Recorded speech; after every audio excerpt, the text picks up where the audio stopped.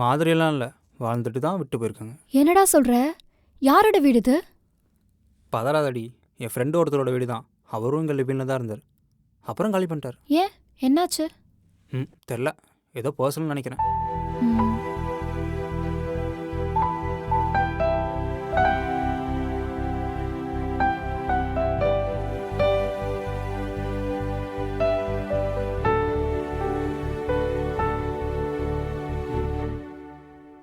ஹே கோகி, ஒரு நிமிஷம் இரு.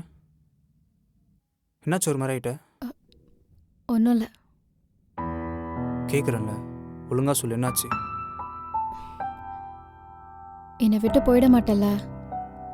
ஹே, விட்டு போகிறதுக்கு அப்படி சேர்ந்து வீடு எடுத்திருக்கோம்.